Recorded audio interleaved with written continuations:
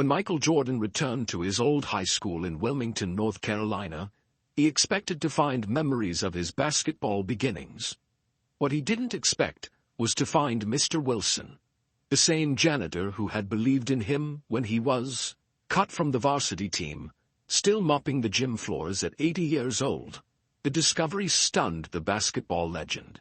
While most people in Michael's position would have offered a handshake, maybe an autograph, and continued with their day, Michael's response to seeing his elderly mentor still working would set in motion a chain of events that no one could have anticipated. What began as a simple school visit would transform not just the lives of Mr. Wilson and his wife Martha, but Michael himself, and ultimately, an entire community. The question wasn't whether Michael would help his former mentor, it was how far he would go to repay a debt of gratitude decades in the making. No one, not even Mr. Wilson himself, could have predicted what Michael Jordan would do next. Michael Jordan's black SUV pulled into the parking lot of Emsley A. Laney High School. The afternoon sun bounced off the windows of the building where his basketball journey had begun more than 40 years ago. Michael sat in the car for a moment, hands still on the steering wheel.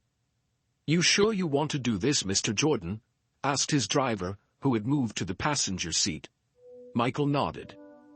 "Sometimes, you need to remember where you started to make sense of where you ended up." He stepped out of the car, his knees creaking a little. At 62, he wasn't the high-flying athlete who once seemed to defy gravity, but he still moved with purpose. He straightened his golf shirt and adjusted his baseball cap lower over his eyes. Maybe he wouldn't be recognized right away. Maybe he could just soak in the memories first. The main entrance had been updated since his days here, but the school colors remained the same. Michael pulled open the heavy door and stepped inside. The hallway was quiet. School had ended an hour ago, but some kids were still around for after-school activities. Two boys walked past, deep in conversation about video games. They didn't even glance at the tall man standing there. Michael smiled to himself. Back in his day, he hadn't been the Michael Jordan yet either. Just Mike, the skinny kid who got cut from varsity as a sophomore. He followed the familiar path toward the gym, passing trophy cases that now included his jersey and photographs. There was an entire section dedicated to him. Newspaper clippings, his high school stats, and pictures of his visits over the years. He hadn't been back in almost a decade. The smell hit him as soon as he pushed open the gym doors. That mix of floor polish, sweat, and rubber that was the same in every gym in America. Some things never changed, but the gym itself had. New bleachers, a shiny electronic scoreboard, and on one wall, a massive mural of Michael soaring through the air in his Chicago Bulls uniform. The words, "Believe in your dreams," painted in bold letters beneath it. "Well, that's new," he muttered to himself. The gym wasn't empty. At the far end, a girls' volleyball team was practicing. Their coach was shouting instructions as they took turns serving. None of them noticed the basketball legend standing in the doorway. Michael walked along the edge of the court, memories flooding back with each step. This was where Coach Pop had told him he wasn't ready for varsity. This was where he had stayed after hours, working on his jump shot, until his arms ached. This was where he had promised himself that no one would ever doubt his abilities again. He was so lost in thought that he almost didn't notice the old man slowly pushing a dust mop near the bleachers. There was something about the way the man moved, careful, deliberate, taking pride in his work, that seemed familiar. Michael watched him for a moment. The old man wore blue work pants and a gray shirt, with the school's name stitched above the pocket. His back was slightly bent, his hair white as snow. He moved slowly but steadily, making sure no spot was missed. "Excuse me," Michael said as he approached. The old man looked up, squinting a little. "Gym's closed for volleyball practice, sir. Unless you're here for one of the girls." "No, I'm just visiting." I used to go to school here. The janitor nodded. Lot of folks come back to visit. Must have graduated some time ago. Class of 81, Michael said. 81? The old man whistled. That's going back some years. I was already working here then. Michael stared at him, suddenly seeing past the wrinkles and white hair. Mr. Wilson, is that you? The janitor tilted his head, studying Michael's face. Do I know you, son? It's Michael. Michael Jordan. Mr. Wilson's eyes widened. He leaned his mop against the wall and took a step closer. Little Mike Jordan, is that really you? Michael grinned. Not so little anymore, Mr. Wilson. Well, I'll be... Mr. Wilson shook his head in wonder. Michael Jordan, right here in person. He hesitated, then held out his hand. Pardon me for not recognizing you right away. Eyes aren't what they used to be. Instead of shaking his hand, Michael pulled the old man into a hug. Mr. Wilson felt fragile in his arms, like a bird. When they separated, Michael noticed the janitor's eyes were watery. I can't believe you're still working here, Mr. Wilson. It's been, what, over 40 years? Mr. Wilson nodded. 47 years, next month. 47 years?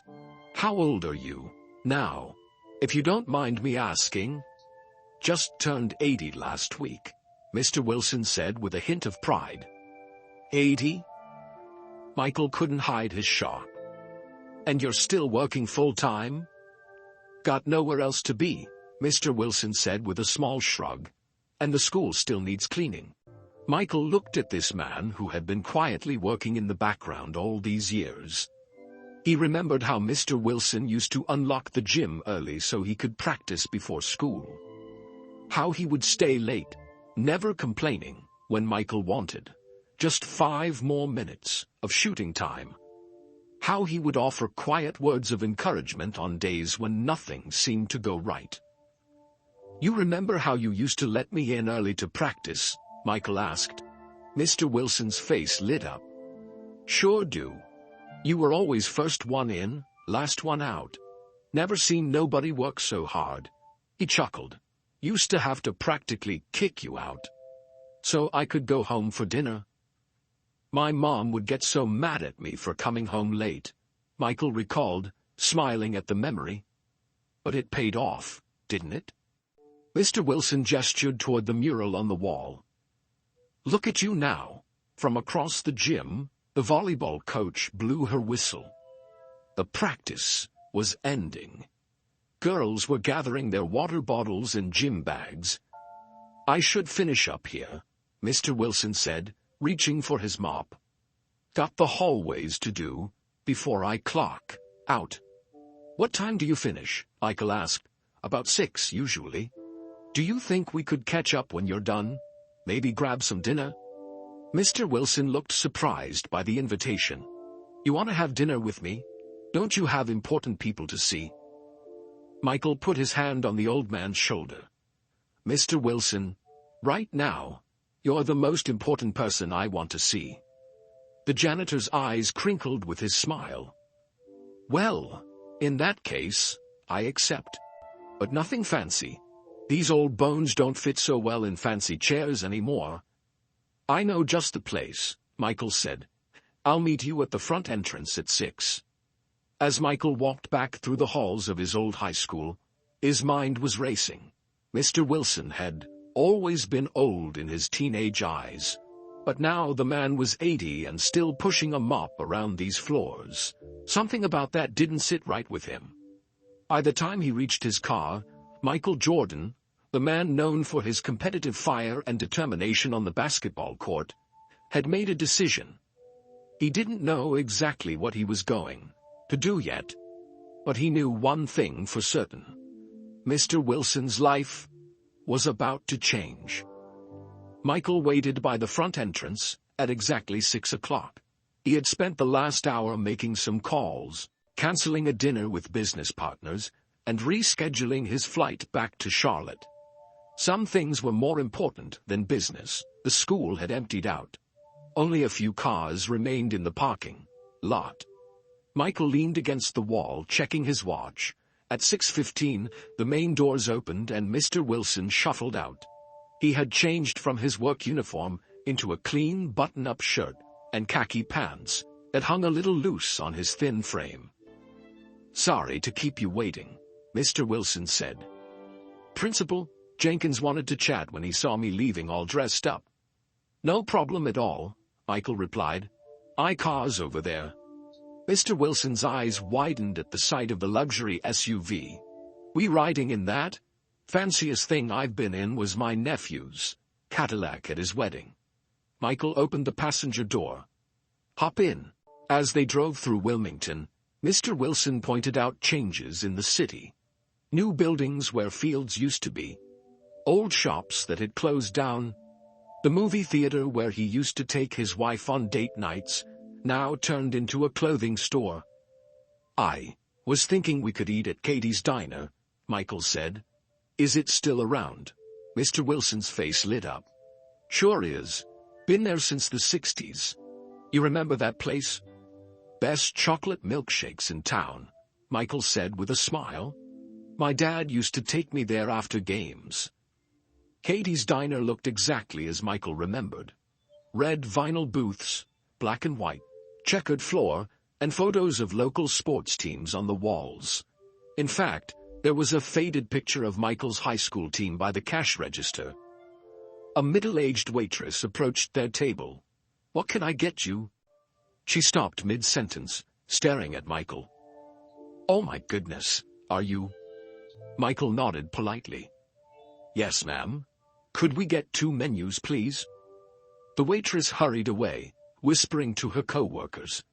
Soon, everyone in the diner was sneaking glances at their table.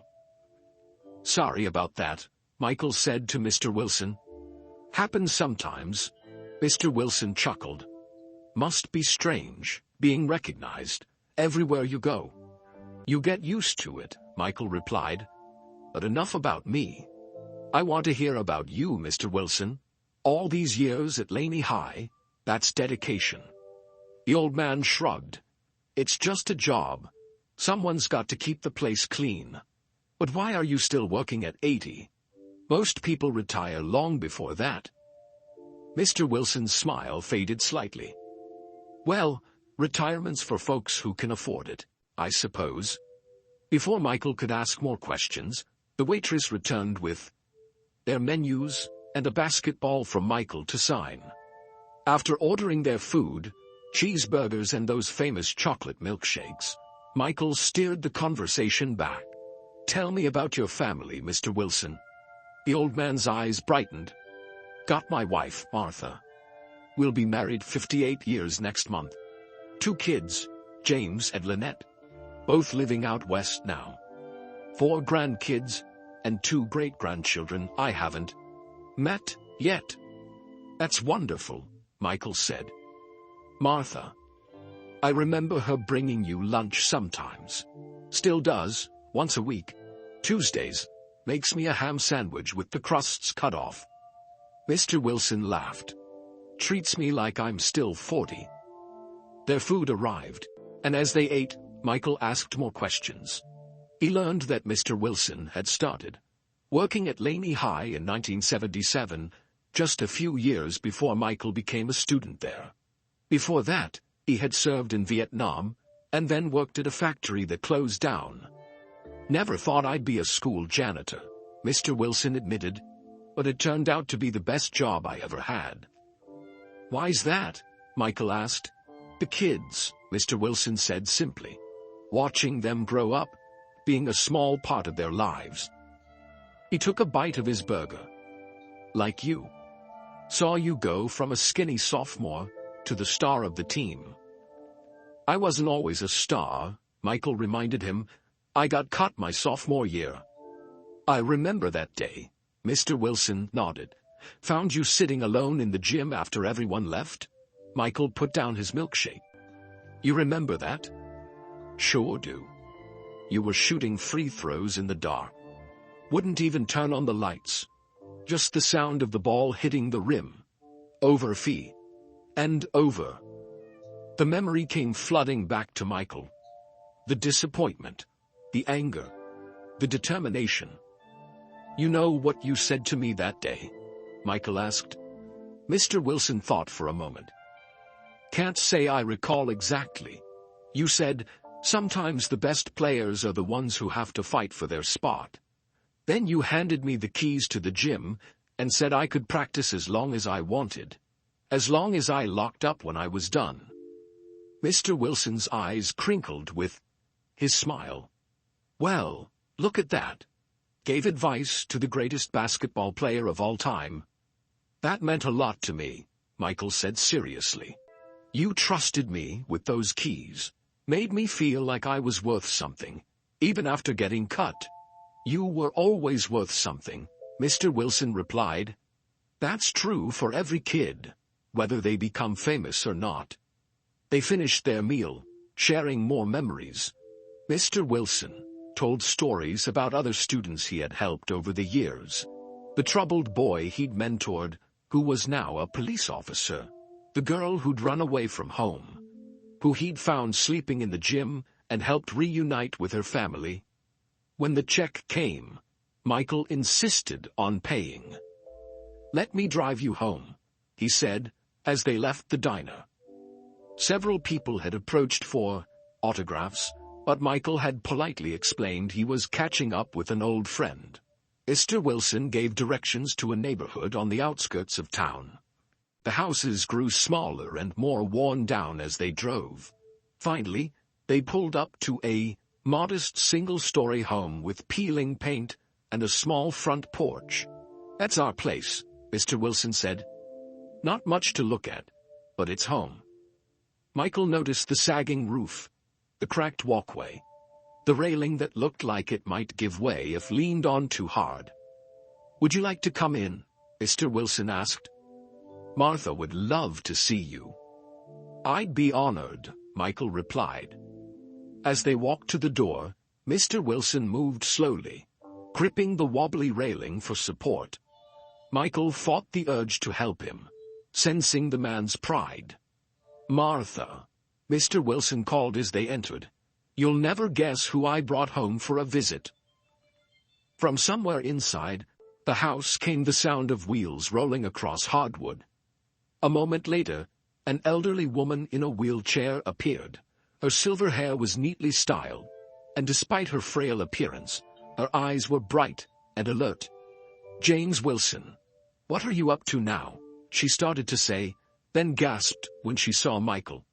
"Oh my stars, is that—" "Yes, dear," Mr. Wilson said proudly. "Michael Jordan himself came to visit the school today and remembered your old husband." Martha Wilson's hand fluttered to her heart. "Michael Jordan in our living room. I never thought I'd see the day." Michael bent down to shake her hand.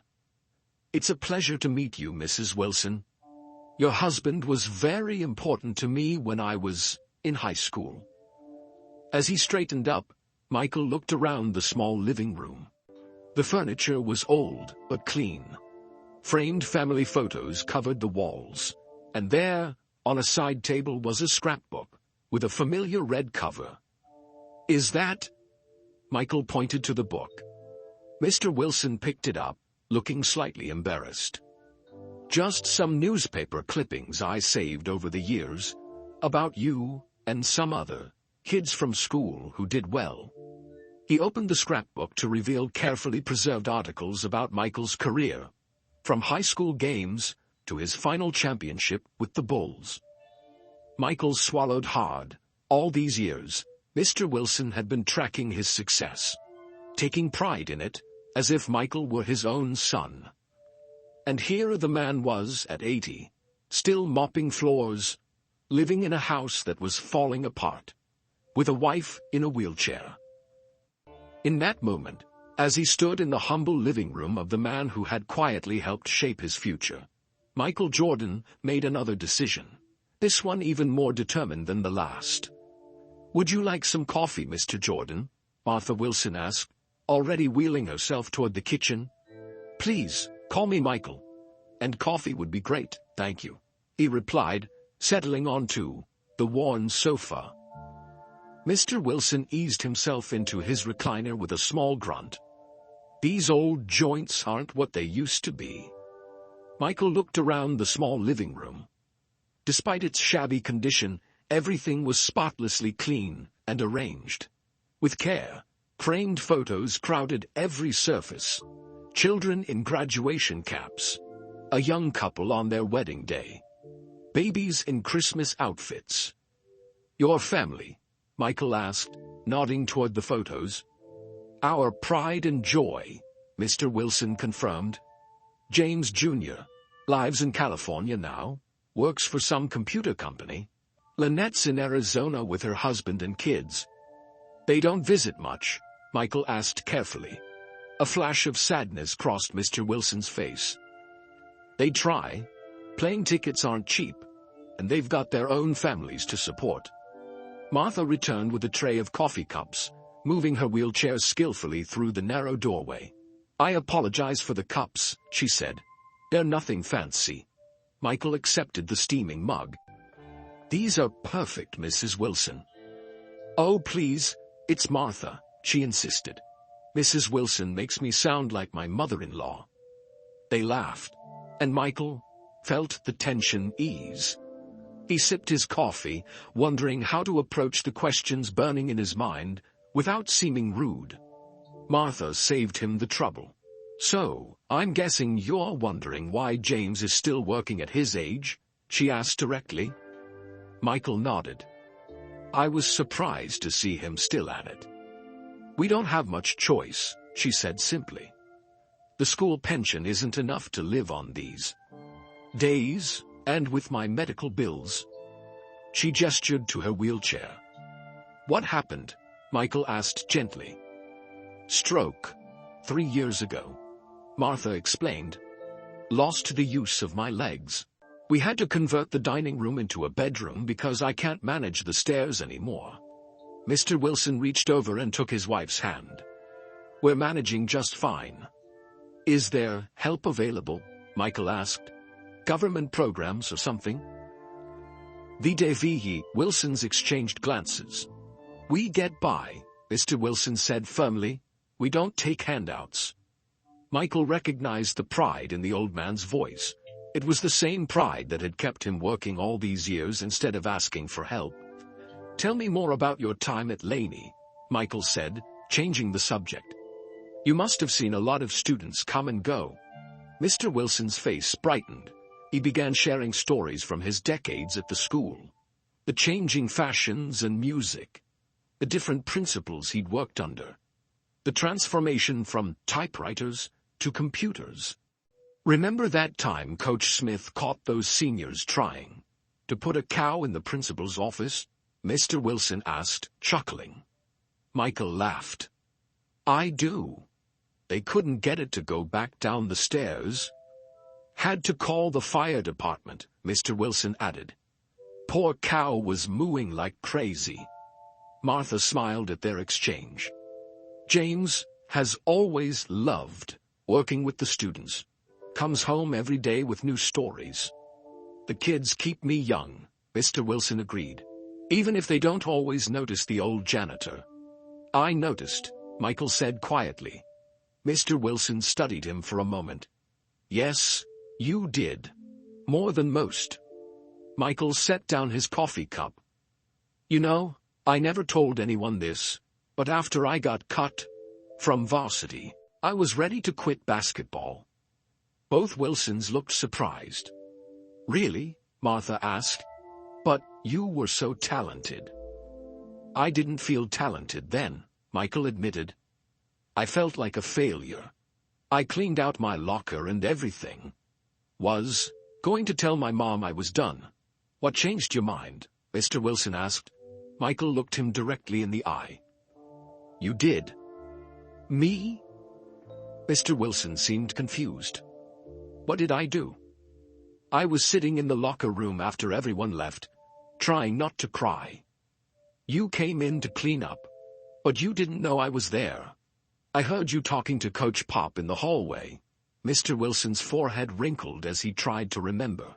You told him he'd made a mistake cutting me, Michael continued. You said you'd seen me practicing when no one was around, and that I had something special. You told him that someday he'd regret not giving me a chance. I said that? Mr. Wilson asked, genuinely surprised. Michael nodded. I never forgot it. After I heard that, I decided I wouldn't quit. I'd work harder than ever, and prove you right. Martha wiped a tear from her eye. James never told me that story. I don't even remember saying it, Mr. Wilson admitted. Just must have seemed like the truth at the time. It changed everything for me, Michael said earnestly. Knowing someone, even just the school janitor, believed in me when it felt like no one else did. The room fell silent for a moment, three people contemplating how small moments can alter the course of a life. You didn't just help me that one time, Michael continued.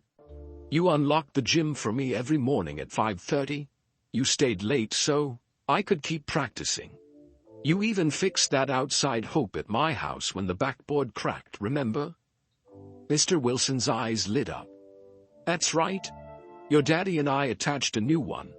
Used marine plywood so it would last through the rain. It's still there, Michael said. My brother told me the new owners of the house kept it. Martha reached for the scrapbook and opened it. James has followed your whole career, cut out every article. The pages were filled with carefully preserved newspaper clippings, high school game reports, college highlights, NBA draft news, championship celebrations, even advertisements Michael had appeared in. I always knew you'd do something special, Mr. Wilson said softly. Just had that look in your eye. That hunger.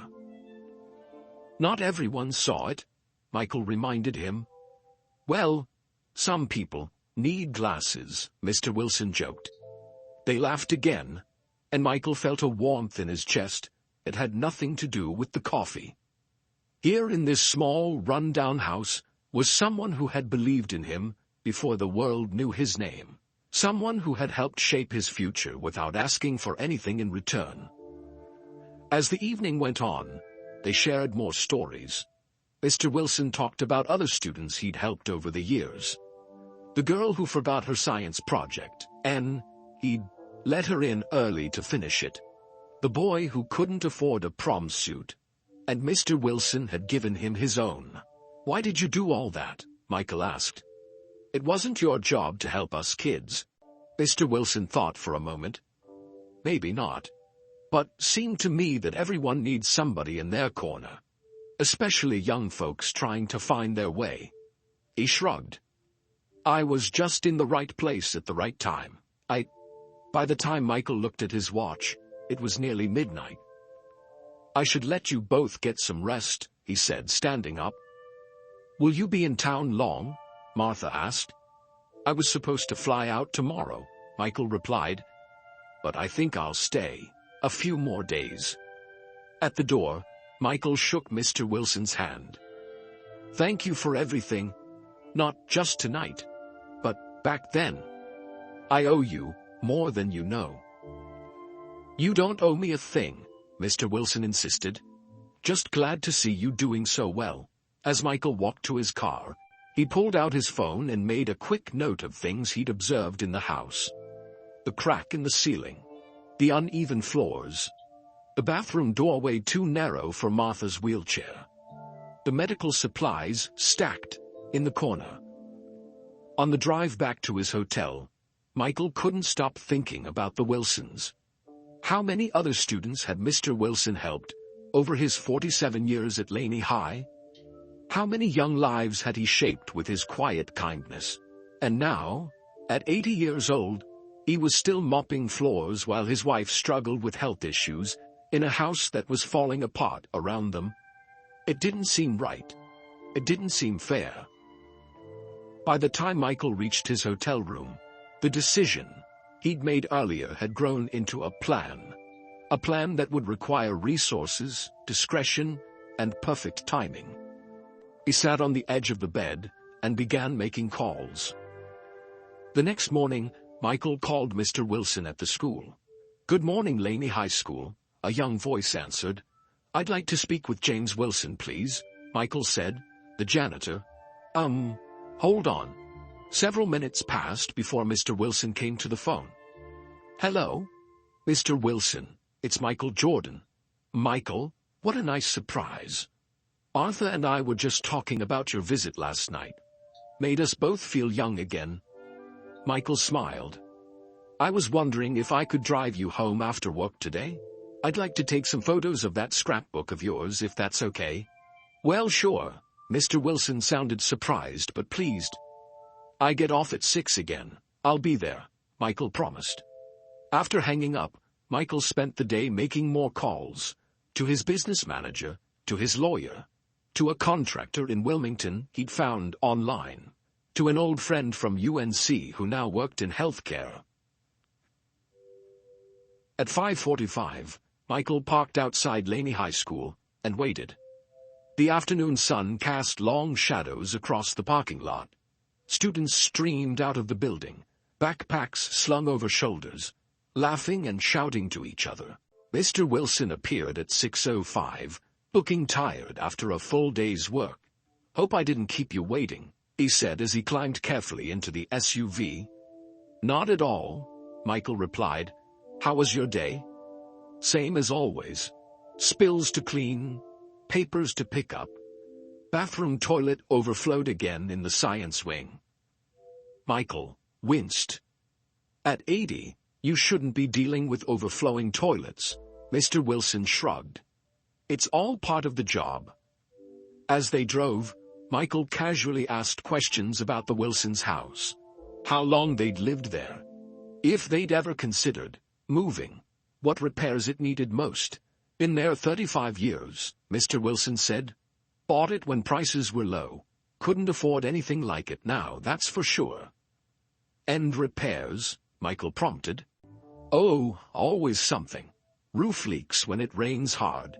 Plumbing's old. Since Martha's stroke, we've been meaning to widen the bathroom door for her wheelchair, but—" He trailed off. "But what?" Michael asked. "Money's tight," Mr. Wilson admitted. "Between Martha's medication and regular bills, there's not much left for fixes." When they pulled up to the Wilson home, Michael noticed details he'd missed in the dewy dark last night. The sagging gutters, the cracked concrete path, the wooden ramp that had been hastily built over the front steps, already showing signs of rot. Martha greeted them at the door, her face lighting up at the sight of Michael. "What a lovely surprise," she exclaimed. "I thought James was making up stories when he said you might come back today." Michael bent down to hug her gently. "I wanted to see that scrapbook again, if you don't mind." "Of course not. I'll make us some iced tea." Inside, Michael asked if he could take photos of the house to show his mother. The Wilsons agreed, though they seemed a bit embarrassed. "It's not much to look at," Mr. Wilson said. "It's a home," Michael replied. "That's what matters." As he walked through the small house, Michael discreetly used his phone to document everything. The narrow hallway where Martha couldn't maneuver her wheelchair. The bathroom she couldn't access without help. The kitchen cabinets she couldn't reach. The back steps that prevented her from enjoying the small garden she had once loved. In the converted dining room that now served as their bedroom, Michael noticed a hospital bed for Martha, and a twin mattress on the floor for Mr. Wilson. "James couldn't fit in the hospital bed with me," Martha explained when she caught Michael looking, "and our old bed was too high for me to get into safely." "So he sleeps on the floor?" Michael asked, trying to hide his shock. "It's just temporary," Mr. Wilson said quickly, "until we figure something else out." Michael swallowed hard. This proud man who had helped shape his future was sleeping on the floor at 80 years old. They settled in the living room with the scrapbook and iced tea. Michael took photos of each page, while the Wilsons told stories behind some of the clippings. "Remember this game?" Mr. Wilson pointed to a yellowed newspaper article about a high school championship. How could I forget? Michael grinned. Coach, nearly had a heart attack when I took that last shot. But you made it, Mr. Wilson said proudly. Never doubted you would. As they talked, Michael noticed small things around the house. The thermostat set at 78 degrees, probably to save on air conditioning. The TV that looked at least 20 years old. The worn carpet patched in places with duct tape. When Martha excused herself to use the bathroom, Michael heard Mr. Wilson helping her, murmuring encouragements and endearments as if they were still newlyweds. She hates needing help, Mr. Wilson explained when he returned. Martha's always been so independent. How long have the doctors said she'll need the wheelchair? Michael asked. They said she might walk again with intense physical therapy. Mr. Wilson replied. But insurance only covered 10 sessions. He shrugged. So we do what we can at home. Michael nodded, adding another note to his mental list. After about an hour, Martha began to look tired. Michael noticed and stood to leave. I should get going, he said. Thank you both for your hospitality. Will we see you again before you leave town? Martha asked. Michael smiled. Actually, I've decided to stay in Wilmington a bit longer. I have some business to take care of. At the door, Mr. Wilson shook his hand firmly. It means a lot that you took time to visit us. Most folks from your world don't look back once they make it big. You're important to me, Mr. Wilson, Michael said simply. More than you know. Back in his car, Michael reviewed the photos he'd taken. The house, the scrapbook, the makeshift bedroom, the narrow doorways, the rotting porch. Each image strengthened his resolve. He called his driver. I need you to pick me up at the Wilson house and take me to meet someone, he said. And bring my laptop. We have work to do. 20 minutes later, Michael was in the back seat, showing the photos to a local contractor named Dave Thompson. Can it be fixed? Michael asked. Dave scratched his beard. Sure, anything can be fixed. But this place needs more than a few repairs. It needs a complete overhaul. How long would that take? To do it right, with permits and everything? At least 2 months. Michael shook his head. I need it done in a week. Maybe 10 days, max. Dave laughed, then realized Michael was serious. That's impossible. Unless what? Unless money is no object. And you've got a whole crew working round the clock. Michael looked the contractor directly in the eye. Money is no object, and I want the best crew you can find. Dave's eyes widened. You're really going to do this? For the old janitor? He's not just an old janitor, Michael said firmly. He's the man who believed in me when no one else did. Dave nodded, understanding. I'll need to see the inside. Tomorrow, Michael promised. I'll arrange for the Wilsons to be out of the house. We'll have a few hours to measure everything. As they shook hands, Michael added, one more thing. This stays absolutely quiet. No social media. No press. Nothing. You got it, Mr. Jordan. Back at his hotel, Michael made more calls. Long after midnight, he was still at it. His notepad filled with names, numbers, and ideas. When he finally lay down to sleep, his mind was racing with possibilities. The plan was taking shape. But there was still so much to do. And the clock was ticking. Michael tossed and turned all night. Every time he closed his eyes, he saw Mr. Wilson mopping the gym floor with his bent back. He saw Martha struggling to maneuver her wheelchair through doorways too narrow for comfort. He saw the proud couple living in a house that was slowly falling apart around them. At 3 a.m, he gave up on sleep. He sat by the window of his hotel room, looking out at the quiet streets of Wilmington. The city had changed so much since his childhood days, but some things remained the same. Good people struggling to get by, kindness going unnoticed and unrewarded. It's not right, he muttered to himself. He thought about his own journey. The fame, the fortune, the 6 NBA championships. None of it would have happened if he had quit basketball after being cut from varsity, and he might have quit, if not for Mr. Wilson's belief in him. How many other lives had the old janitor touched over his 47 years at Laney High? How many students had he encouraged with a kind word or a small gesture? And now, at 80, the man was still working, still giving, while his own needs went unmet. Michael picked up his phone and scrolled through the photos he'd taken at the Wilson house. The sagging roof, the narrow doorways, the mattress on the floor. Each image strengthened his resolve. But it wasn't just about fixing a house. The Wilsons needed more than that. They needed financial security, health care, a way to enjoy their remaining years without constant struggle.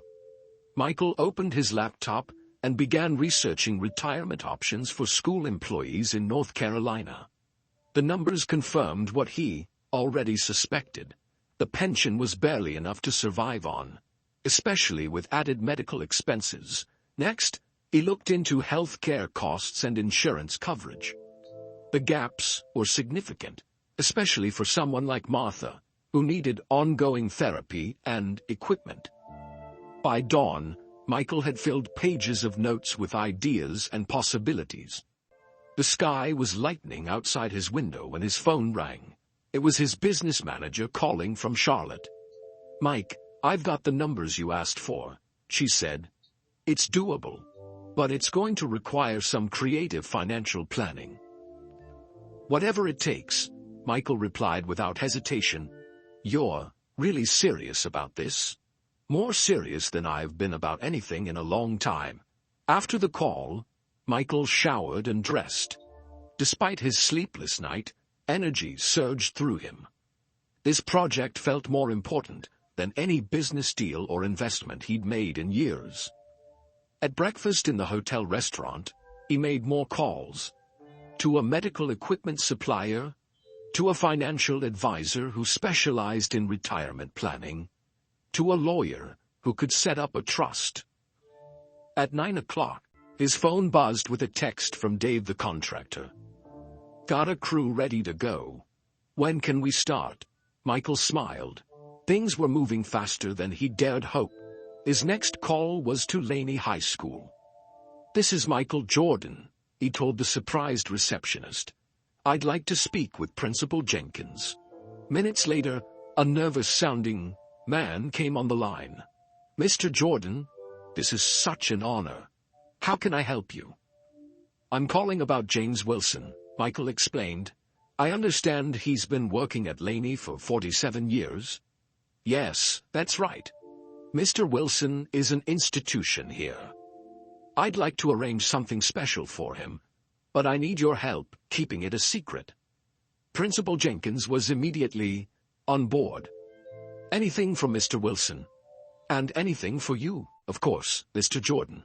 They discussed details, and the principal agreed to give Mr. Wilson a week off with pay under the pretense of a special maintenance project that would temporarily close the school. "We can manage without him for a week," Principal Jenkins assured Michael. "Though it'll be the first time in nearly 5 decades. After hanging up, Michael reached out to a travel agent to arrange accommodations for the Wilsons during the renovation. He needed something comfortable, accessible for Martha's wheelchair, and not so fancy that it would make them uncomfortable. By noon, Michael had been awake for 30 hours straight, but he felt no fatigue. This mission energized him in a way he hadn't felt since his playing days. He drove to a local diner for lunch, choosing a corner booth where he wouldn't be easily recognized. As he ate his sandwich, he watched the people around him. The waitress, with tired eyes, who still managed to smile at every customer. The old couple sharing a piece of pie, still holding hands after all these years. the young mother trying to manage 3 small children while eating her own meal. Everyday people doing their best, just like Mr. Wilson. Michael thought about all the people who worked behind the scenes in his own success story.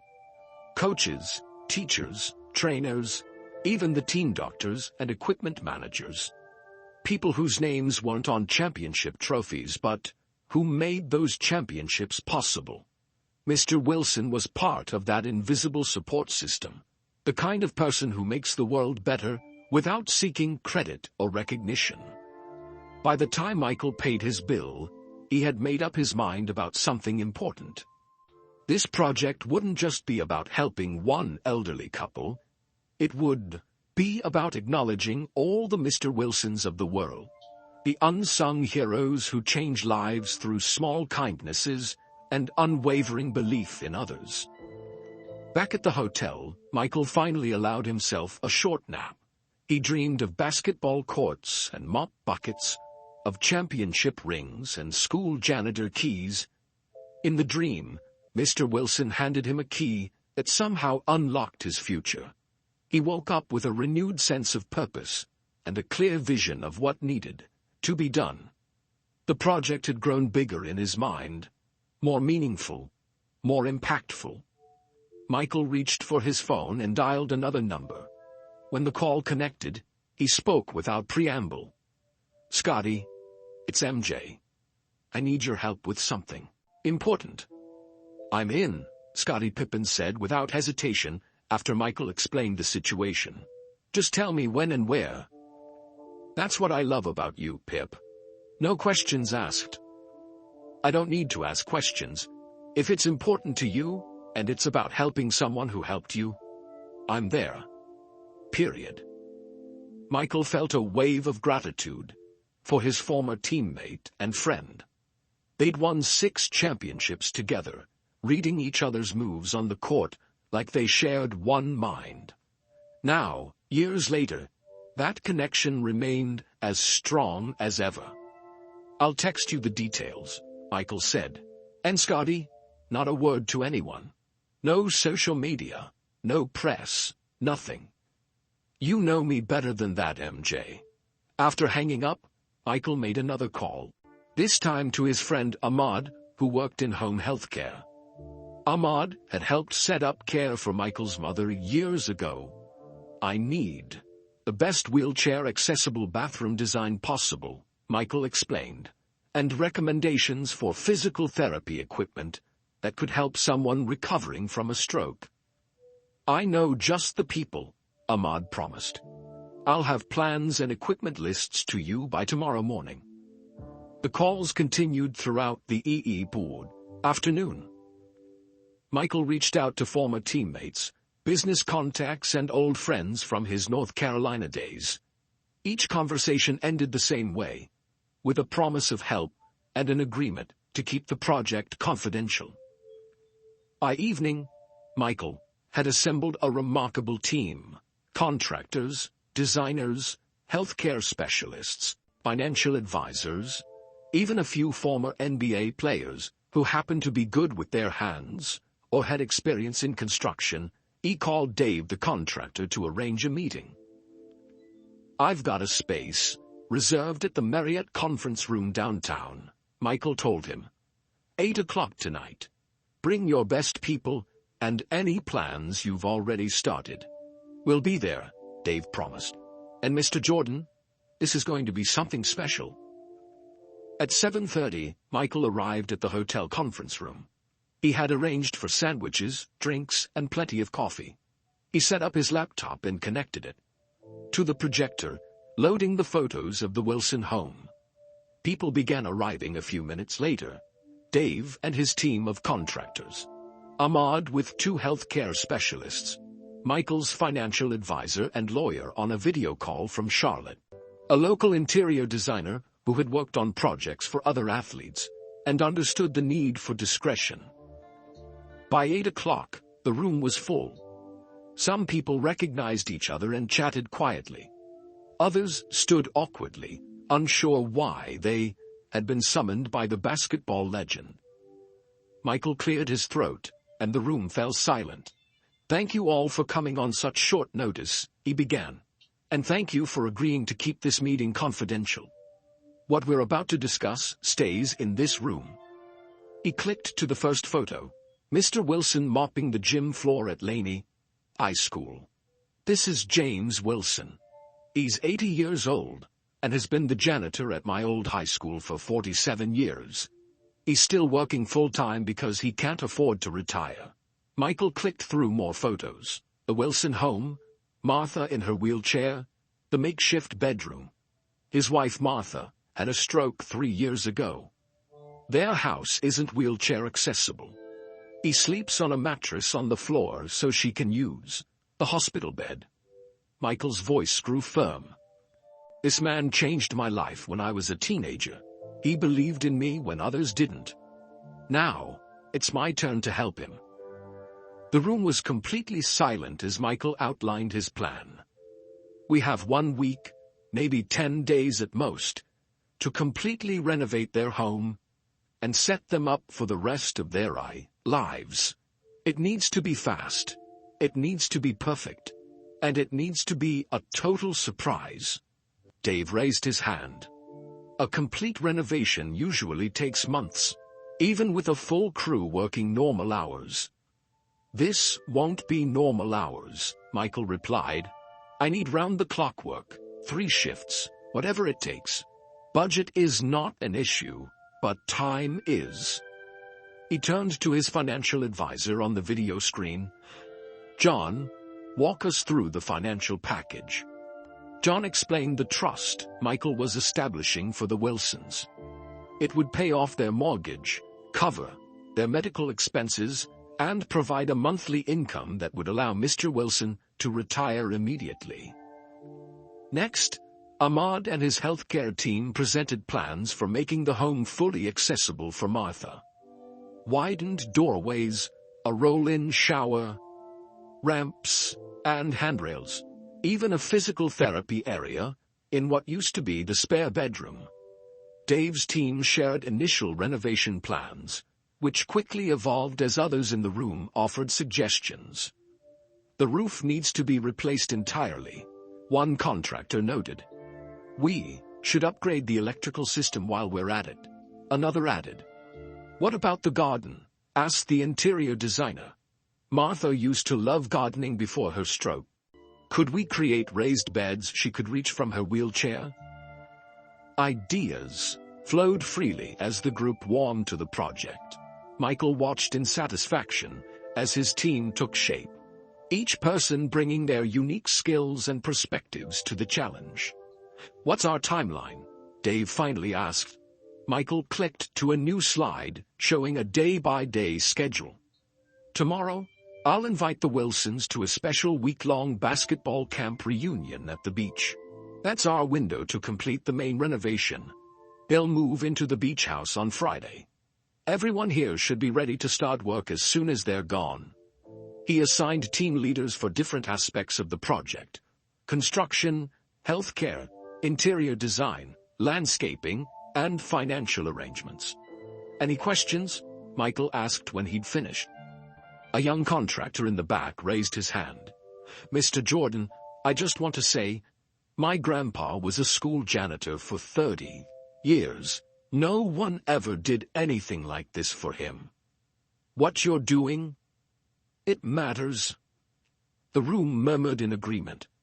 Several people had tears in their eyes. Michael nodded, his own throat tight with emotion. "It does matter. People like Mr. Wilson matter. They change lives every day without recognition or reward. It's time someone changed their lives for once." As the meeting broke up into smaller groups discussing specific details, Michael stepped back and watched. The energy in the room was electric. The same energy he'd felt on the court during championship games. The energy of people coming together for something bigger than themselves. His phone buzzed with a text from Scotty. "Flight lands tomorrow at noon. I'm bringing 2 more guys from the old team. They want to help too." Michael smiled. His team was growing stronger by the minute. "No, Tap on his shoulder interrupted his thoughts. It was Dave, holding a set of blueprints. "We'll make this happen, Mr. Jordan," he said firmly. "For Mr. Wilson, and for every unsung hero out there who deserves more than they got." Michael nodded. 10 days from now, the Wilsons' lives will be completely different.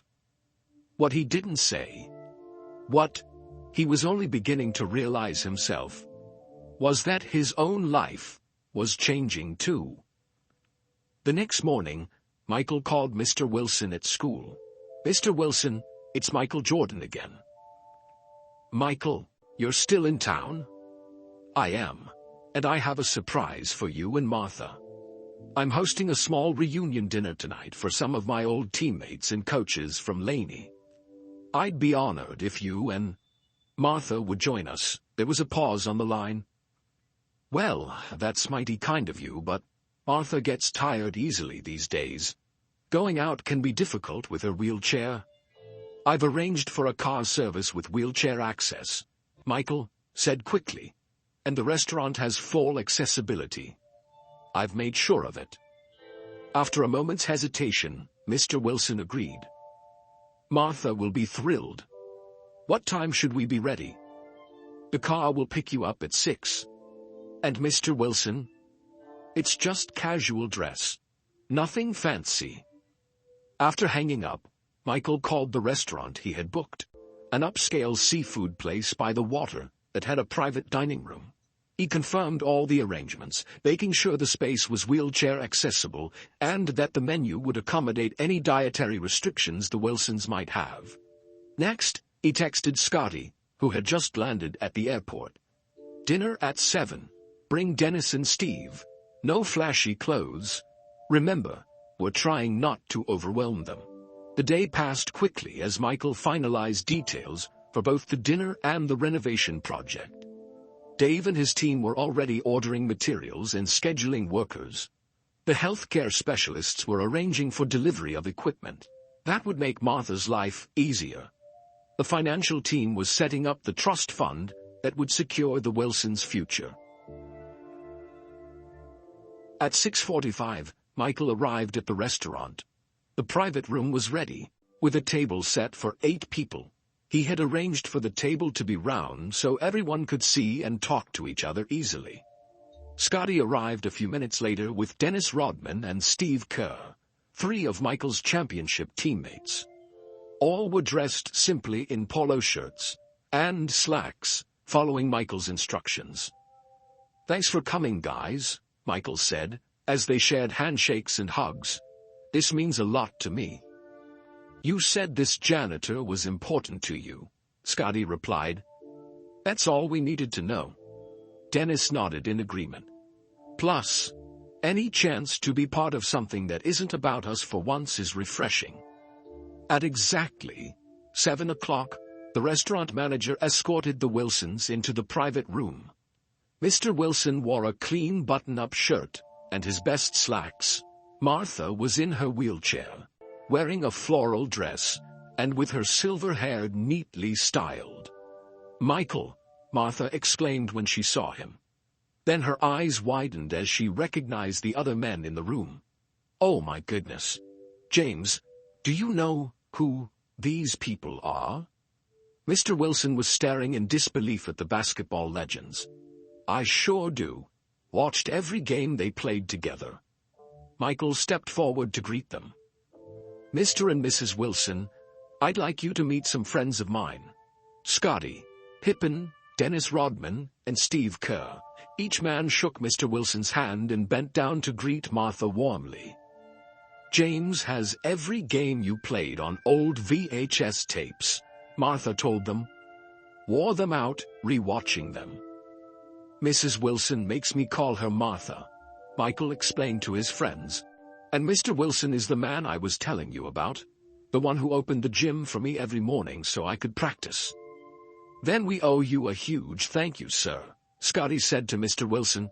"Without those early practice sessions, this guy might never have gotten good enough to help us win championships." Mr. Wilson shook his head modestly. "Michael did all the work. I just unlocked a door," Sometimes that's all someone needs, Steve commented. An open door and a chance. The group settled around the table. Michael had arranged for a special chair that would allow Martha to sit comfortably without having to remain in her wheelchair during the meal. As appetizers were served, the conversation flowed easily. The basketball players shared stories from their championship days. Mr. Wilson talked about watching their games and how the entire school would be buzzing the day after a big Bulls win. "Remember that game against the Jazz in the '98 finals?" Mr. Wilson asked. "When Michael hit that last shot," Steve laughed. "Remember it? I had the best view in the house. The whole neighborhood was shouting when that shot went in," Martha recalled. "James jumped so high he nearly hit the ceiling fan." Throughout dinner, Michael carefully steered the conversation to learn more about the Wilsons. He discovered that their 58th wedding anniversary was coming up next month, that their son in California was expecting another baby, that Martha had been an elementary school teacher before retiring. "How did you two meet?" Dennis asked them. "Church picnic," Mr. Wilson replied, smiling at the memory. "Summer of 1965. I saw her across the lawn and knew right then she was the one. He spilled lemonade on my new dress trying to talk to me," Martha added with a laugh. "Been cleaning up his messes ever since." As dessert was served, Michael brought up the subject he'd been waiting to introduce. "I have another surprise for both of you," he said. "I'm hosting a special week-long reunion at a beach house for some Laney alumni. It starts this Friday." "That sounds lovely, but we couldn't possibly," Martha began. "I've already cleared it with Principal Jenkins," Michael interrupted gently. "He's giving Mr. Wilson the week off with pay. And the beach house is fully accessible for your wheelchair, Martha. I made sure of it." The Wilsons exchanged uncertain glances. "It's all expenses paid," Michael continued. "Transportation, food, everything. It's my way of thanking everyone who helped make Laney special. Especially you, Mr. Wilson." "That's very generous. But—" Mr. Wilson seemed unsure. Scotty jumped in. "We'll all be there too. It wouldn't be the same without you both. Think of it as an early anniversary present," Dennis added. "When was the last time you had a vacation?" Steve asked gently. Martha looked at her husband. "It has been a long time, James. The car will pick you up Friday morning," Michael said.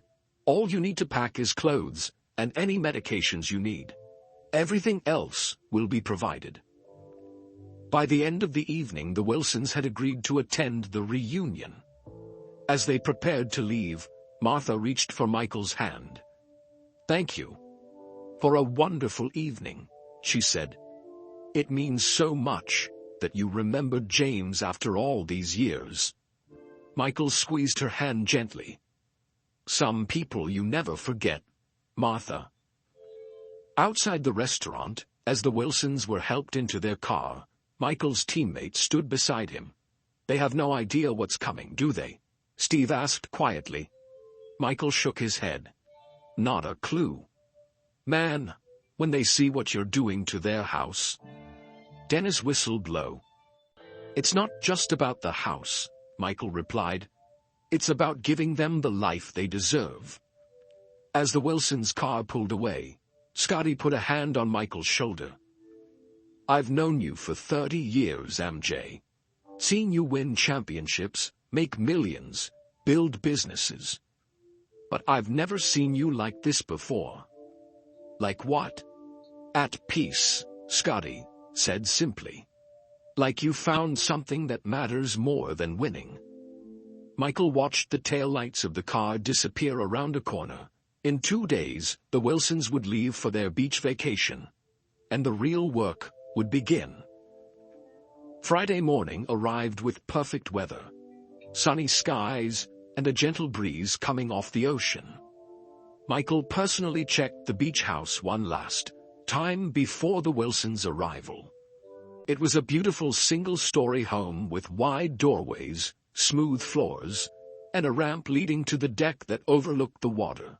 The kitchen was stocked with food, the bookshelves filled with novels Martha might enjoy, and the bathroom equipped with safety bars and a roll-in shower. At 9:30, the accessible van picked up the Wilsons from their home.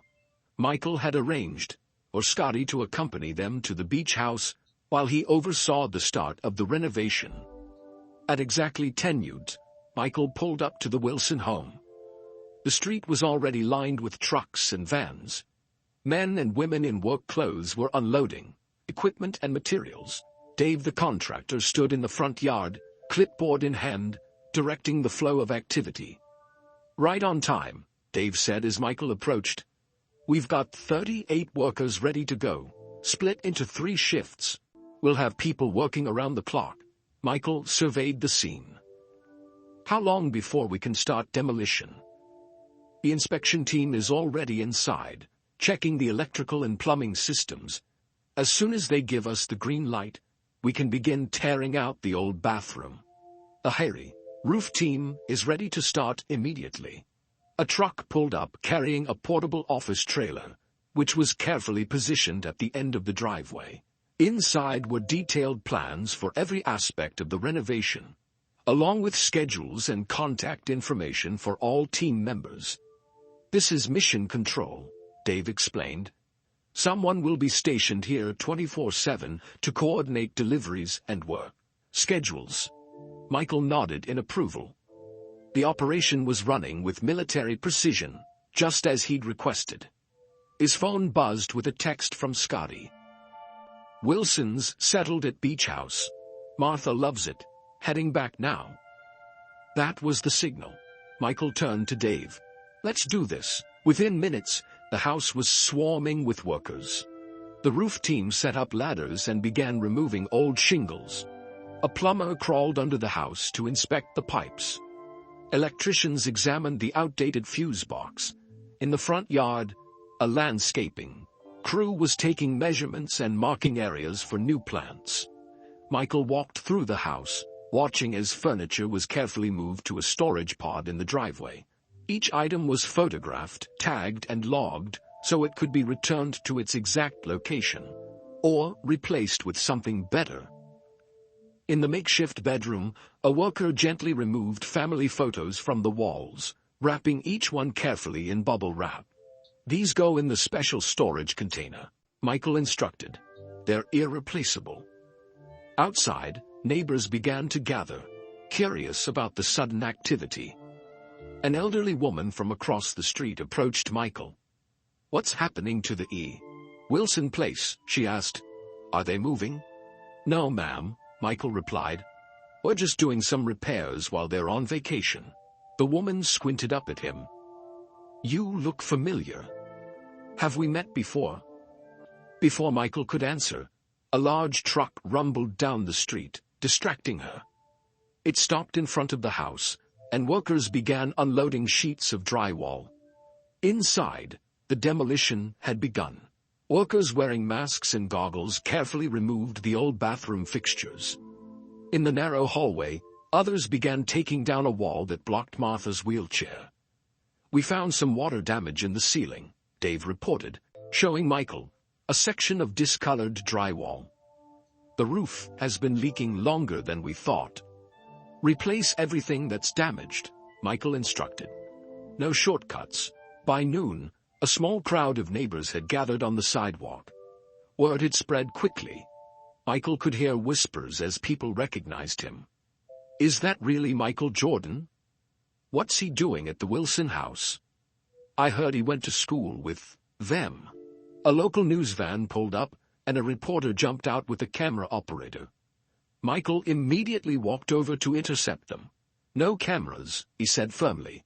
"But Mr. Jordan, the public would love to know."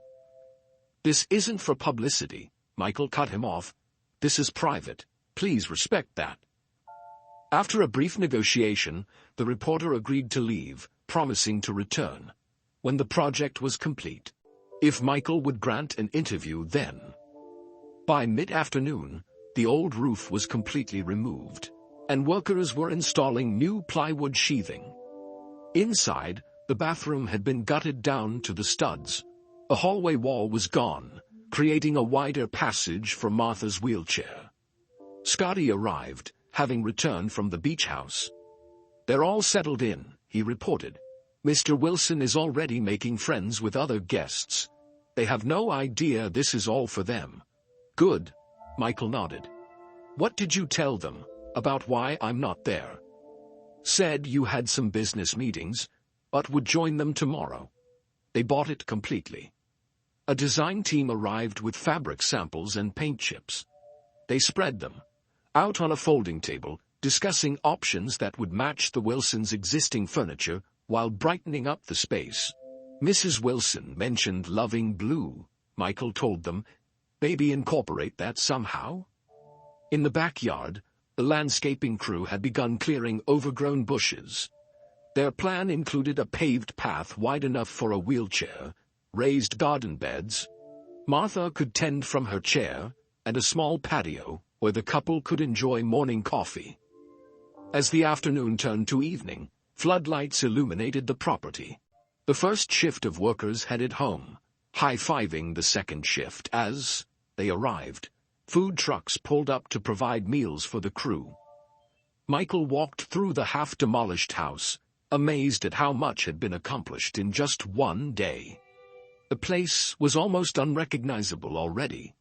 His phone buzzed with another text from the beach house, a photo of the Wilsons smiling on the deck, watching the sunset. They looked relaxed and happy, completely unaware of the transformation happening at their home. "They deserve this," Michael murmured to himself. As night fell, the pace of work didn't slow. Roofers continued installing waterproof underlayment by floodlight. Inside, electricians pulled new wiring through the walls. Plumbers installed pipes for the expanded bathroom. Around midnight, a special delivery arrived. A hospital-grade adjustable bed, large enough for both Mr. and Mrs. Wilson to sleep comfortably together. It would replace the separate beds they'd been using since Martha's stroke. "Where do you want this?" the delivery driver asked. "Store it in the pod for now," Dave instructed. "We're still rebuilding the bedroom." By 2 a.m. even Michael had to admit he needed rest. The second shift was in full swing, and the third would arrive before dawn. "Get some sleep," Dave told him. "We've got this covered. Tomorrow's another big day." As Michael drove back to his hotel, he reflected on the day's progress. The physical transformation of the house had begun, but there was still so much to do. The financial arrangements, the healthcare plans, the long-term support systems, all were being set up in parallel with the renovation. He thought about Mr. Wilson unlocking the gym doors for him all those years ago. Such a small act of kindness. The man couldn't have known what it would lead to. 6 NBA championships, a global brand, a fortune beyond imagination. And now, all these years later, Michael was unlocking a different kind of door for the Wilsons. It felt right. It felt necessary. It felt like completing a circle that had been drawn long ago. Tomorrow would bring new challenges, but for now, Michael allowed himself to feel satisfied with the day's accomplishments. Operation Homecoming had officially begun. After a few hours of sleep, Michael was back at the Wilson house before sunrise. The third shift of workers was still going strong under bright work lights. The new roof was nearly half complete, with workers laying shingles in the pre-dawn darkness. "Progress report," Michael asked Dave, who looked like he hadn't slept at all. "We're on schedule, maybe even a bit ahead," Dave replied, handing Michael a cup of coffee. "The bathroom demolition is complete. Kitchen cabinets are being removed now. Electricians finished rewiring the main living areas overnight." Michael nodded in approval. "Any problems?" "Found some termite damage in the bathroom floor joists. We're replacing those now. And the HVAC system is older than we thought. It'll need a complete replacement, not just repairs. Do whatever's necessary, Michael said. I want everything done right. As the sun rose, Michael drove to the beach house to check on the Wilsons. He found them having breakfast on the deck, looking refreshed and happy. Michael, Martha exclaimed. We were wondering when you'd join us. This place is just beautiful. Sorry I couldn't be here yesterday, Michael said, taking a seat at their table. Had some business to wrap up in town. Your friend Scotty took good care of us, Mr. Wilson assured him. Even helped me figure out how to work the fancy TV in the living room. Michael smiled. Are you comfortable here? Is there anything you need? It's perfect, Martha said. The bathroom is so easy for me to use with my wheelchair. I haven't felt this independent in years.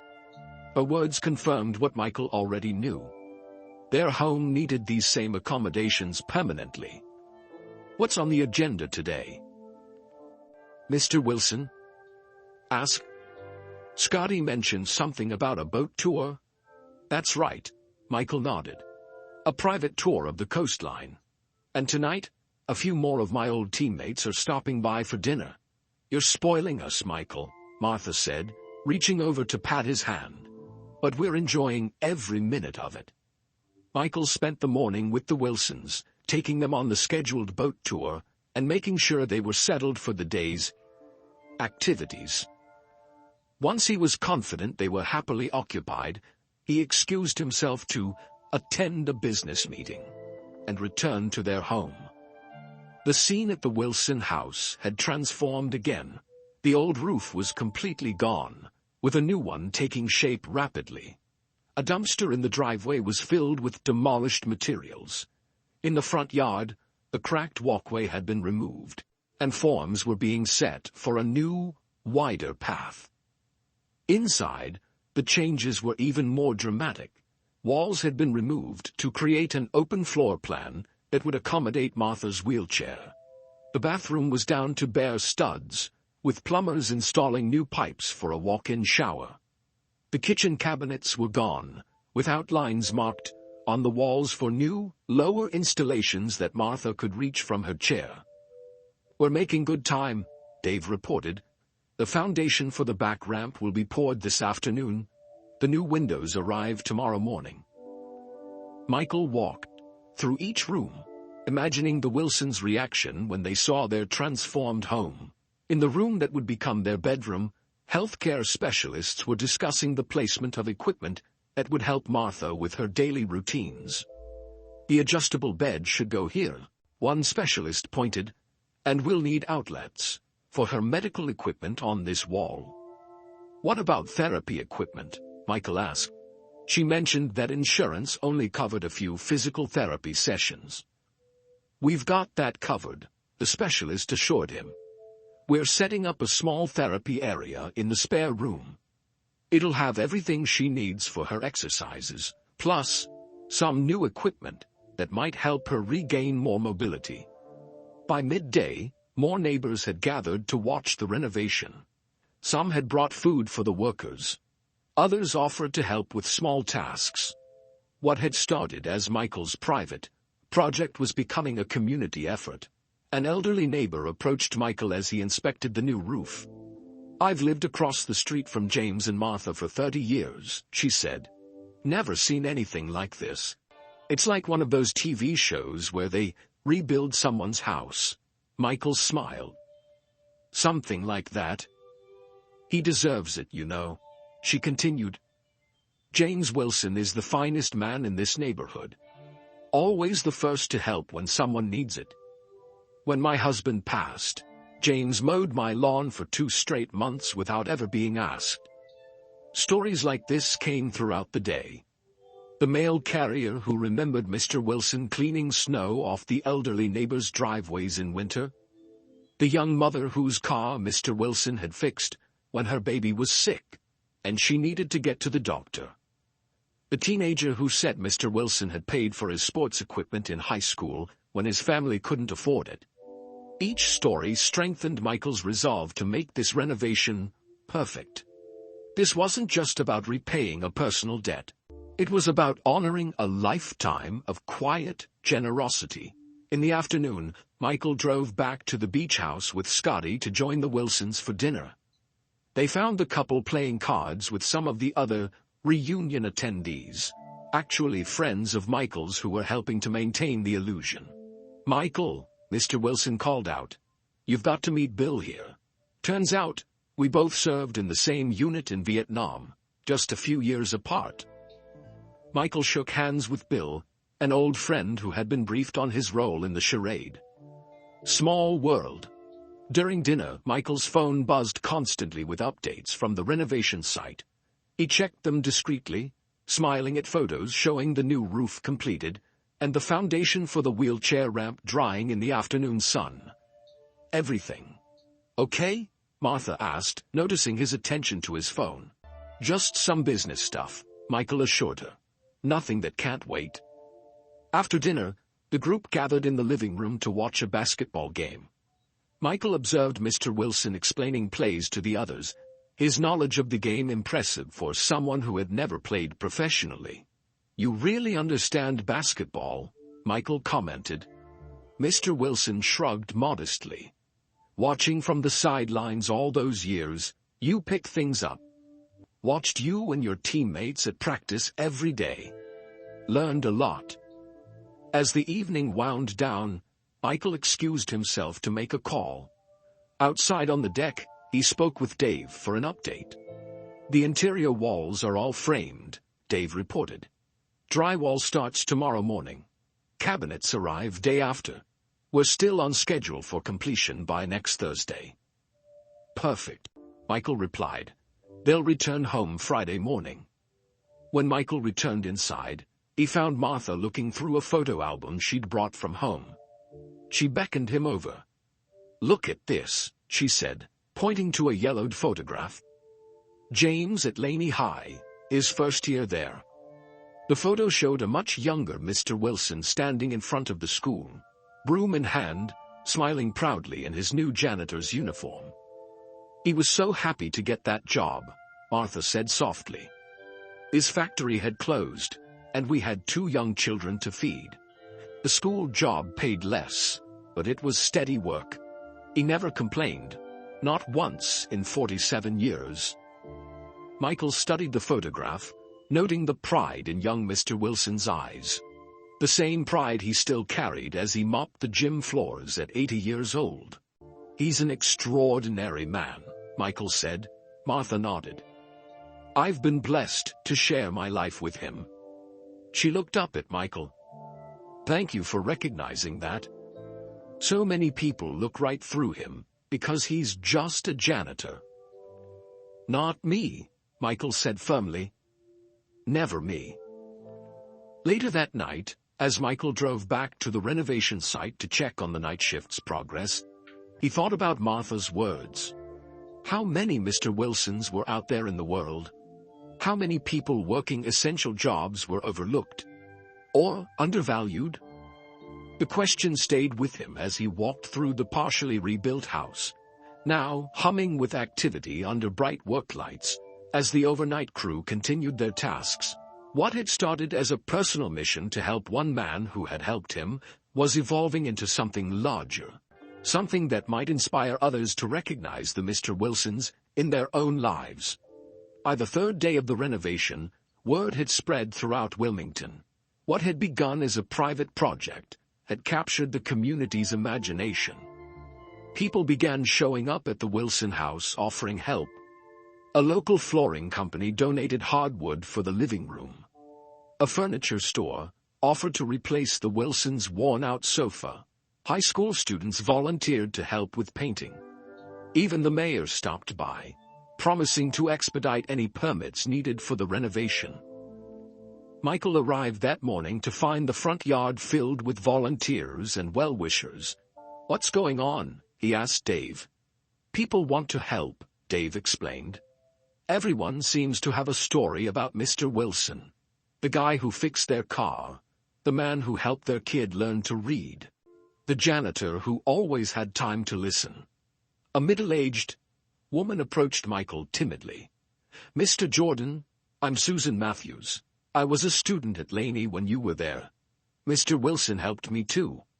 I was hoping I could contribute something to this project. What did you have in mind? Michael asked. I own a small garden center now. I'd like to donate plants for their yard. Mrs. Wilson always loved gardening before her stroke. Michael smiled. That would be perfect, actually. We're building raised beds she can reach from her wheelchair. Throughout the day, more offers came in. A local doctor volunteered to review Martha's medical records and suggest equipment that might help her recovery. A tech company offered to install a smart home system that would allow the Wilsons to control lights, temperature, and even door locks from Martha's wheelchair. Students from the high school art department asked if they could create a special mural for one wall. Principal Jenkins arrived with several teachers and a proposal. We've been talking at school, he told Michael.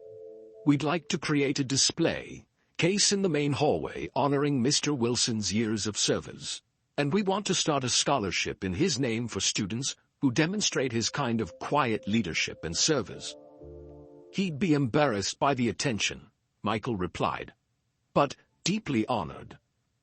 We'd also like to do something for the current project, Jenkins continued.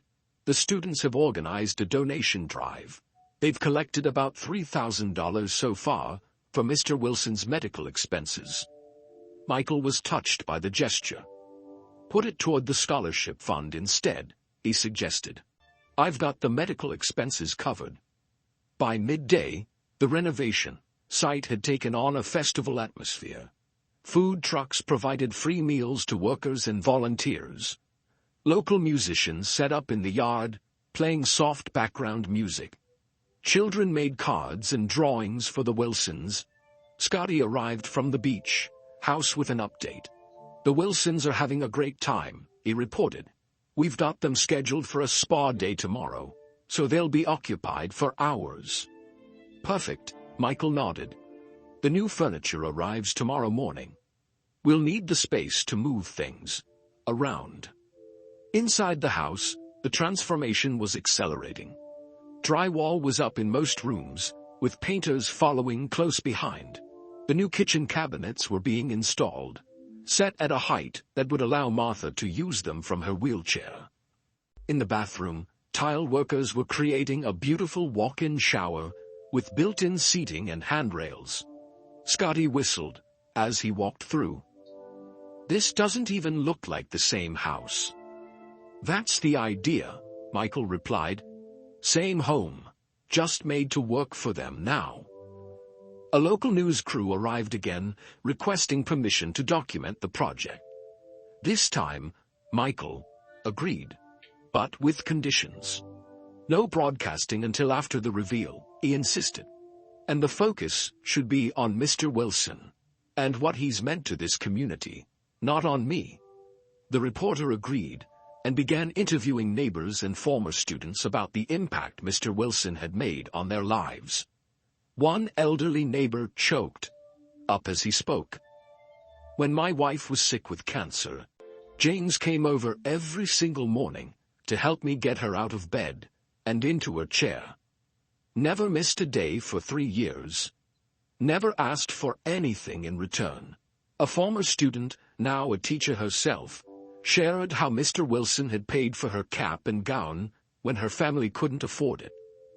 He said it was important that I walk across that stage, said he'd been saving up to see it happen. Each story painted a picture of a man whose quiet acts of kindness had rippled through countless lives over decades. In the late afternoon, a group of men in their 50s arrived. They introduced themselves as the 1981 Laney High basketball team, Michael's former teammates. We heard what you're doing for Mr. Wilson, one explained. We wanted to help. Most of us still live around here. Michael embraced his old friends. Grab some paintbrushes, he said. We've got work to do. As the day wound down, Michael gathered everyone for an update. We're halfway through our timeline, he announced. The structural work is nearly complete. Now we're moving to finishes. And details, every minute counts. That evening, While another group kept the Wilsons entertained at the beach house, Michael met with his financial team to review the trust being established for the couple. "The paperwork is ready," his lawyer reported. "The trust will provide a monthly income that should more than replace Mr. Wilson's salary.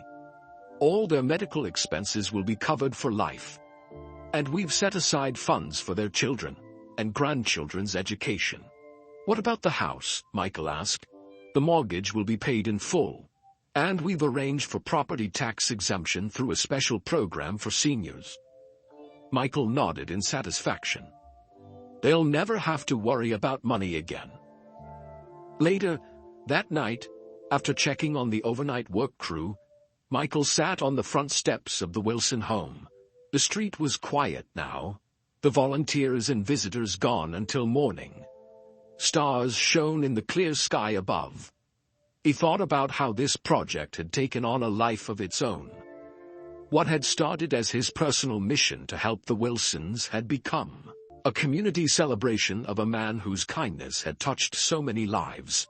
Maybe that was the real gift here. Not just the renovated house or the financial security, but the recognition of a lifetime of quiet service. The acknowledgement that Mr. Wilson mattered, that his work mattered, that his kindness mattered. In a world that often celebrated the wrong things, wealth, fame, power, this was a moment to celebrate something real. Goodness. Simple, everyday goodness. Michael smiled to himself. There were 4 more days until the Wilsons would return home. 4 more days to make this renovation perfect.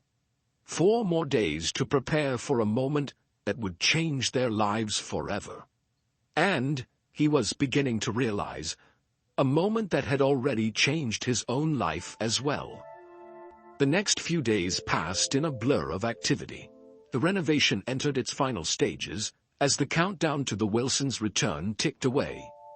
Michael split his time between overseeing the work at the house and visiting the couple at the beach to ensure they remained happily distracted.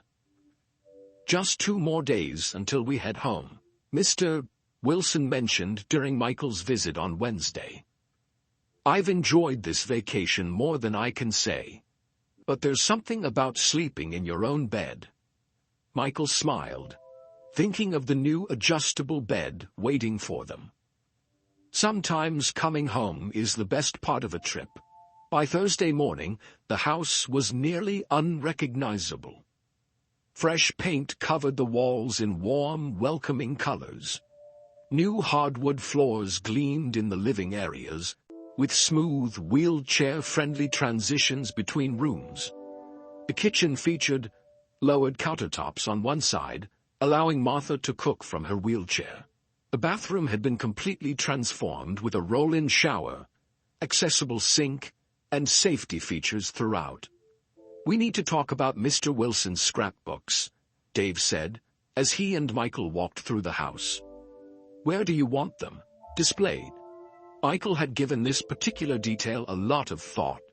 "Let's build a special cabinet in the living room," he suggested, "something with glass doors so the books are visible but protected, and good lighting so he can show them off properly." The carpenter nodded, already sketching ideas. "We can have it ready by tomorrow morning." Outside, the transformation was equally dramatic. The cracked walkway had been replaced with a smooth, wide path. A gently sloping ramp provided access to the front door. The overgrown yard had been tamed, with raised garden beds installed for Martha to enjoy from her wheelchair. A new covered patio in the backyard offered a peaceful spot to sit and watch the birds that frequented their old oak tree. The neighbors continued to contribute in unexpected ways.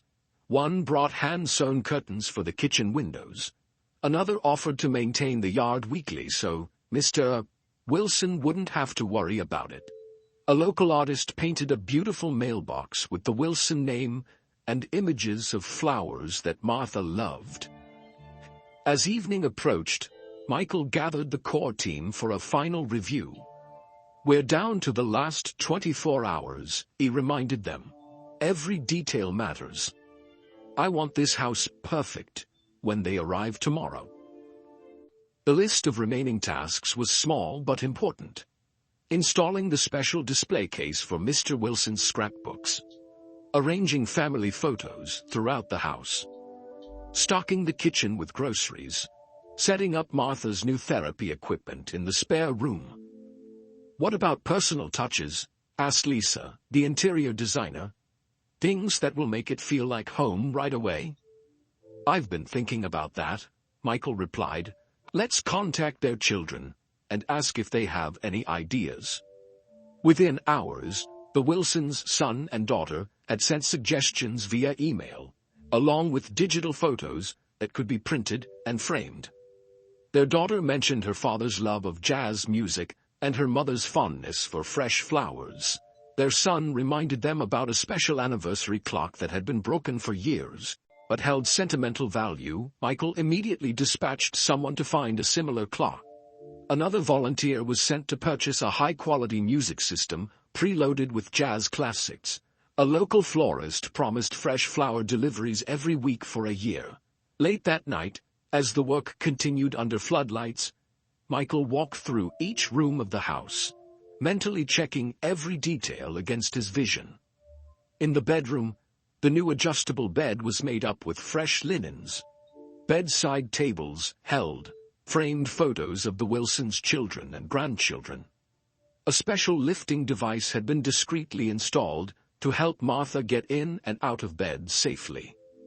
The bathroom featured a heated floor, lever-handled faucets, easy for arthritic hands to operate, and a shower system with multiple settings for comfort. A small detail caught Michael's eye. A built-in shelf held the exact brands of shampoo and soap the Wilsons used, arranged neatly within Martha's reach. The kitchen cabinets were stocked with their familiar dishes, now organized in accessible drawers rather than high shelves. The refrigerator hummed quietly, filled with fresh food. A new tea kettle sat on the stove, the same model Martha had mentioned liking during one of their conversations at the beach house. In the living room, the special display case for Mr. Wilson's scrapbooks was being installed, its built-in lighting highlighting the carefully preserved pages within. Nearby, a new comfortable recliner with a remote control would allow Mr. Wilson to elevate his feet after a long day. And throughout the house, hundreds of cards, letters, and small gifts from community members had been arranged. Students from Laney High had created a massive thank you card signed by the entire school. Former students had written letters sharing how Mr. Wilson had impacted their lives. Neighbors had brought small mementos representing shared memories. Michael paused in the hallway, where a wall of photographs told the story of the Wilsons' life together. Their wedding, the birth of their children, holidays, graduations, and quiet moments of everyday joy. Among them, Michael had added a photograph of himself as a high school student, standing next to Mr. Wilson in the Laney gym. "That looks right," he said softly. Outside, the final landscaping touches were being completed, under portable lights. The new mailbox was installed at a height accessible from Martha's wheelchair. Solar-powered path lights illuminated the walkway for safety at night. By sunrise, the house was complete. The last worker packed up their tools. The final inspections were passed. The cleaning crew did one last sweep through every room. Michael stood in the driveway, surveying the transformation. The house looked better than new. It looked like a home that had been redesigned with love and attention to every detail. "We did it," Dave said, joining him. "Right on schedule." "It's perfect," Michael agreed. "Now for the hard part, keeping it a surprise for a few more hours." As the morning sun illuminated the newly renovated Wilson home, Michael sent a text message to Scotty at the beach house. "Mission accomplished. Bring them home at noon." The countdown to the reveal had begun.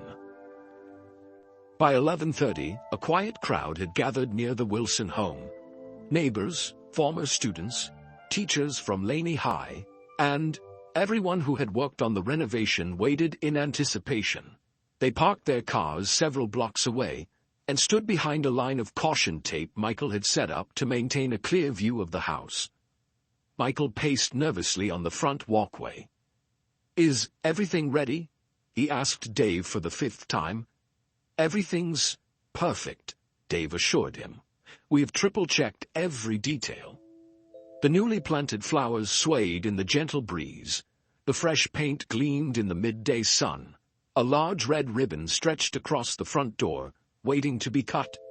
At 11:45, Michael addressed the gathered crowd. "When they arrive, please stay quiet until after they've had a chance to see inside.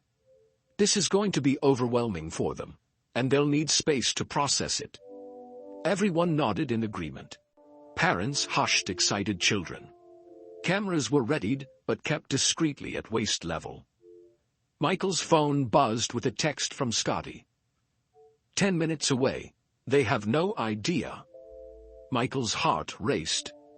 After days of intense work, countless details, and the coordination of hundreds of people, the moment was almost here. He found himself thinking about that day in the gym when he'd been cut from the varsity team. How Mr. Wilson had found him shooting baskets alone in the dark. How a few kind words had changed the course of his life. "They're coming," someone whispered, pointing down the street. Michael looked up to see a black SUV turning onto the block. Scotty was driving, with the Wilsons in the back seat. Michael took a deep breath and walked to the curb. The SUV slowed as it approached the house. Through the window, Michael could see Mr. Wilson's expression change from casual conversation to confusion as he noticed the crowd. The car stopped, and Scotty stepped out first. "What's going on?" Mr. Wilson asked, as Scotty opened his door. "Why are all these people here?" Michael stepped forward as Mr. Wilson emerged from the car. "Welcome home, Mr. Wilson." Mr. Wilson looked around, bewildered. "Michael, what is this?" On the other side of the car, 2 assistants were helping Martha into a wheelchair. She looked equally confused as she took in the scene. The crowd, the transformed yard, the ribbon across their front door. "I don't understand," she said, her voice barely audible. Michael took Mr. Wilson's arm and guided him toward Martha. Once they were together, he addressed them both. "While you were enjoying your vacation, we've been working on a little surprise for you." He gestured toward the house. "Your home needed some repairs, so we took care of them." The Wilsons stared at their house in disbelief. The peeling paint was gone, replaced by a warm blue color that Martha had once mentioned loving. The cracked walkway was now a smooth, wide path. The sagging steps had been replaced by a gently sloping ramp. "You fixed our house?" Mr. Wilson asked, his voice breaking slightly. "That's just the beginning," Michael replied. "Would you like to see inside?" Martha nodded, tears already forming in her eyes. Mr. Wilson seemed too stunned to speak. Michael guided them up the new ramp to the front door. The crowd remained respectfully quiet, though many were wiping away tears of their own. "Mr. Wilson," Michael said, handing him a large pair of scissors, "would you do the honors?" With shaking hands, Mr. Wilson cut the ribbon. Michael pushed the door open, revealing the transformed interior. The Wilsons gasped in unison. Where there had once been narrow doorways and cramped rooms, there was now an open, airy space. Natural light streamed through new windows. The worn carpet was gone, replaced by gleaming hardwood floors that offered smooth passage for Martha's wheelchair. "Oh my goodness," Martha whispered, hands covering her mouth. Michael gently guided them inside. "The entire house has been redesigned to make things easier for both of you, especially with the wheelchair. He showed them the new kitchen with its lowered countertops and accessible appliances, the bathroom with its roll-in shower and safety features, the bedroom with the adjustable bed large enough for them to sleep together again. "This can't be real," Mr. Wilson kept saying. "This can't be real." In the living room, Michael showed them the special display case built for Mr. Wilson's scrapbooks. "Your collection deserved a proper home," he explained. Martha couldn't stop crying as she rolled through the rooms, discovering how every space had been thoughtfully designed for her comfort and independence. "I can reach everything," she marveled. In the kitchen, opening drawers and cabinets that had previously been impossible for her to use. Mr. Wilson stood in the center of the living room, turning slowly to take it all in. "Why?" he finally asked, looking at Michael. "Why would you do all this?" Michael placed a hand on the older man's shoulder. "Because you changed my life, Mr. Wilson. That day when I got cut from varsity, I was ready to quit basketball. But you believed in me when no one else did." "I just unlocked a door," Mr. Wilson said softly. "Sometimes that's all someone needs," Michael replied. "An open door and a chance." He guided the Wilsons toward the back of the house. "There's more to show you." The backyard had been transformed into a peaceful retreat. With raised garden beds Martha could tend from her wheelchair, and a covered patio, perfect for morning coffee. "And there's one more thing," Michael said, leading them back inside to the dining room table, where a folder waited. "This house isn't just fixed up. It's yours, free and clear. The mortgage has been paid in full." Martha gasped. Mr. Wilson's hand trembled as he opened the folder to find documentation confirming Michael's words. "There's more," Michael continued, gently. "We've established a trust fund that will provide monthly income for both of you for the rest of your lives. Enough that you can retire immediately, Mr. Wilson, and your medical expenses will be fully covered, Martha. No more worrying about insurance limits or out-of-pocket costs."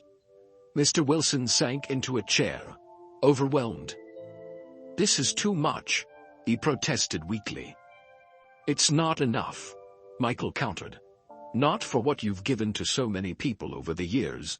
He gestured toward the window, where the crowd outside had grown. "Those people aren't here for me, Mr. Wilson. They're here for you. Former students, neighbors, people whose lives you've touched with your kindness." On cue, the front door opened, and people began to enter, each carrying cards, small gifts, or simply stories of how Mr. Wilson had impacted their lives. "James Wilson changed my life," one middle-aged man said. "When I was failing school, he stayed late every day to help me study in the empty classroom he was cleaning. Mr. Wilson bought my son his first pair of basketball shoes when we couldn't afford them," a woman added. "He never told anyone. We never forgot." One by one, people shared their stories. Mr. Wilson sat stunned, listening as a lifetime of quiet kindness was acknowledged openly for the first time. Martha reached for her husband's hand. "I always knew you were changing lives," she said softly. "Now, everyone else knows too." Outside, more people had gathered. Students from Laney High held signs thanking Mr. Wilson for his decades of service. The school band played a celebratory tune. As the afternoon continued, the Wilsons were surrounded by love and gratitude from a community that had come together to honor one of its most humble members. And through it all, Michael Jordan, the basketball legend, the global icon, the billionaire businessman, stood quietly to the side, watching with satisfaction as the man who had once unlocked a gym door for him received the recognition he had earned through a lifetime of quietly opening doors for others. As evening approached, the celebration continued at the Wilson home. Neighbors had set up tables in the front yard with food and drinks. Children played games on the newly sodded lawn. The atmosphere was like a block party, with Mr. Wilson as the guest of honor. Michael observed it all from a quiet corner of the porch. He watched as Martha navigated her wheelchair effortlessly through the wide doorway, no longer trapped in her own home. He saw Mr. Wilson accepting hugs and handshakes from people whose lives he had touched, his usual modesty giving way to humble pride. Scotty joined Michael on the porch.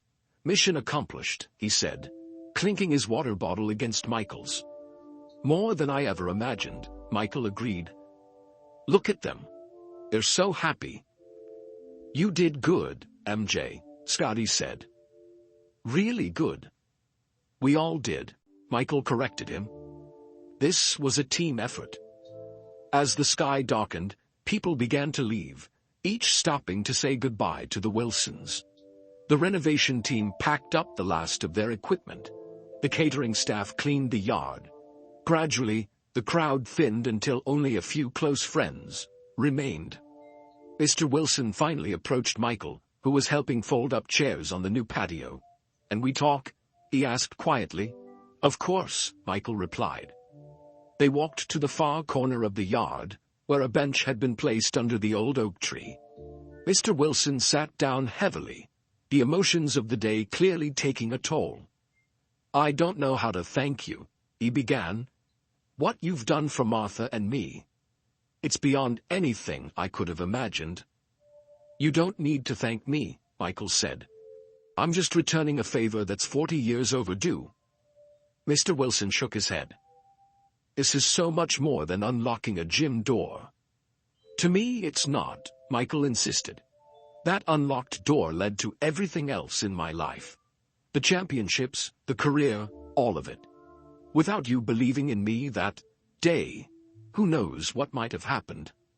They sat in companionable silence for a moment, listening to the gentle voices of the last few guests chatting on the patio.